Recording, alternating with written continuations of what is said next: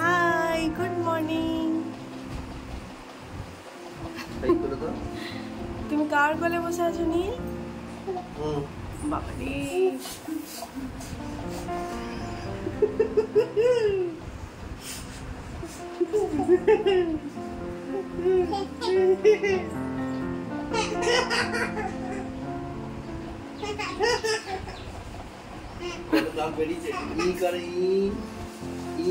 ওটা ই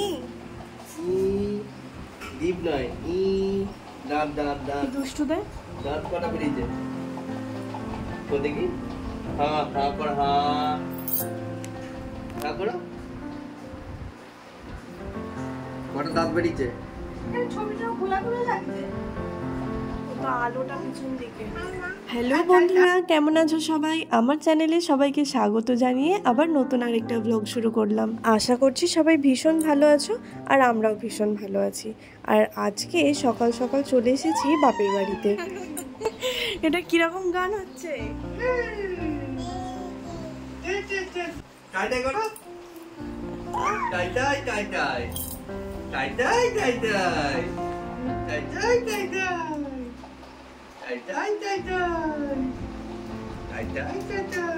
নীল মাথা কই? মাথা। নাক কই? নাক। চোখ কই? চোখ। চোখ কই? চোখ। চোখ কই? হ্যাঁ, ওটা নাক হয়ে গেছে, এবার চোখ বল। চোখ বলো, চোখ বলো, চোখ চোখ। চোখ কই? চোখ। এই তো এটা চোখ। দাঁত কই? ওটা দাঁত না, ওটা জিভ। আর কান কই? কান। কান কই? কান। কান দোল দোল। নীল কান দোল দোল। একদম ফুচকে এই ছেলেটা, একদম ফুকুরি হয়েছে। এতক্ষণ মামুর সাথে অনেক দুষ্টুমি হলো, কিন্তু এবার মামুর কাজে যাওয়ার সময় হয়ে গেছে, তাই ওদিকে মামু কাজে চলে গেছে। আর মামার বাড়িতে মামা থাকলে কিন্তু মজাটা একটু বেশি হয়। নীলও কিন্তু সেই সুবিধাটা পেয়েছে।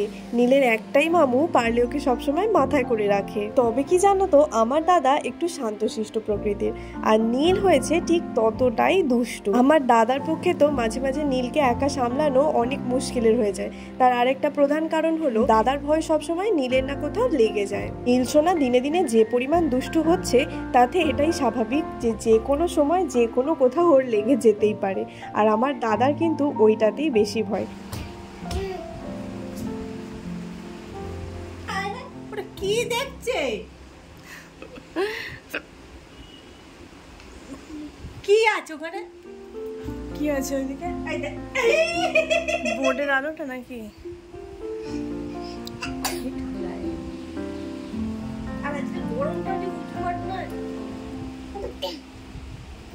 আমি এখানে আসলেই মাকে বলি, তোমাকে কিচ্ছু রান্না করতে হবে না।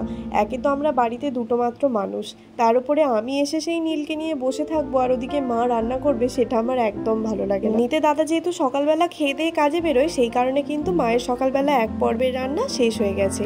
আবার আমার আসার উপলক্ষে এই মাংস টাংসর আয়োজন। আর এদিকে আমি চলে এসেছি কষা মাংসের বাটি হাতে নিয়ে।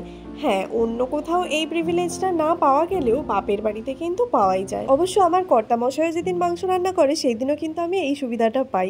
তবে যাই বলো, মাংসের ঝোল দিয়ে ভাত খাওয়ার আগে যে কষা মাংসটা পাওয়া যায়, সেইটার স্বাদ যেন একটু বেশিই ভালো লাগে। আর এইদিকে খাওয়া দাওয়া শেষ করে মা এখন নীলের পায়ে একটু তেল মালিশ করতে বসেছে। আসলে নীলের সেই ছোট্টবেলা থেকে দেখে আসছি, যখনই নীলের একটু সর্দি হয়েছে আর আমি যদি এখানে আসি, মা কিন্তু তেল নিয়ে বসে পড়ে ওর হাতে পায়ে মালিশ করে দেওয়ার জন্য। এতে নীল যেমন আরামও পায়, তেমন ওর সর্দিটাও একটু টেনে যায়। তো এখনো নীলের একটু হালকা সর্দি মতো হয়েছে, ওই কারণেই মাই তেল মালিশ করে দিচ্ছে। আর ইদানিং নীল মাকে এমন চিনেছে যে এখন তো আমার থেকে মা ওর কাছে যেন বেশি প্রিয় হয়ে গেছে। খাবার মা যদি তৈরি করে আনে, তাহলে আমার কাছে খাবে না, মায়ের কাছেই খেতে হবে। আমি যদি খাওয়াতে বসেও পড়ি, তাহলেও আমার কোল থেকে জোর করে উঠে চলে যাবে মায়ের কাছে, মায়ের কাছেই খাবে বলে। টিপ টিপ তারা মাঠে পারে টিপ, তাদের খাড়া দুটো সিং। এই তো মনে হয়ে গেছে হাট্টি বাটি টিপ তাদের খুব দুটো আসে ইচ্ছা বেরোয় রে অনেক কষ্টে বেরোচ্ছে বলো কি বলো এই তো পাখাটা টিপে দিই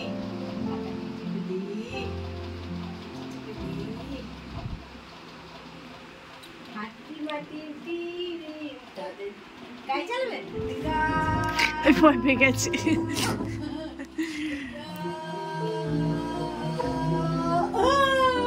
গাড়ি তো তুমি চাপো আচ্ছা আমি চাপ করব ভয় পেয়ে গেছে। এইটা করে দিই টিপে দিই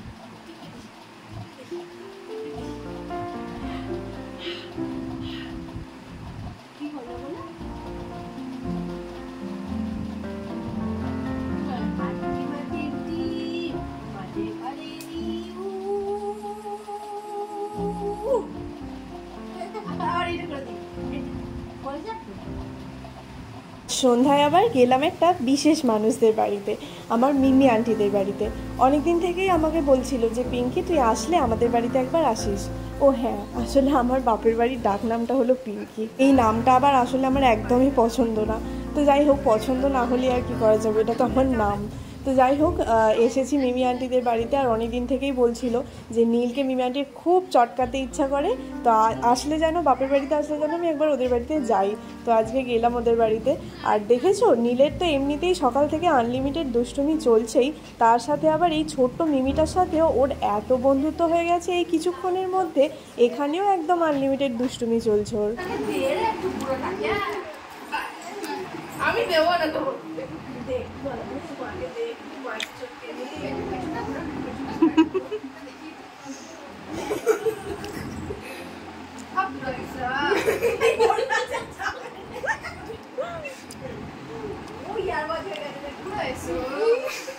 দেখেছো নীলের দুষ্টুমিটা একবার? ফাজলামি কাকে বলে ও যেন সব বোঝে।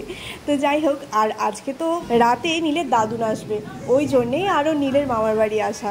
অনেক দিন হলো নীলের দাদুনের সাথে দেখা হয় না। তো চলো, আজকের ব্লগটা এখানেই শেষ করছি। তোমাদের সাথে দেখা হচ্ছে আবার পরের দিন নতুন আর একটা ব্লগে।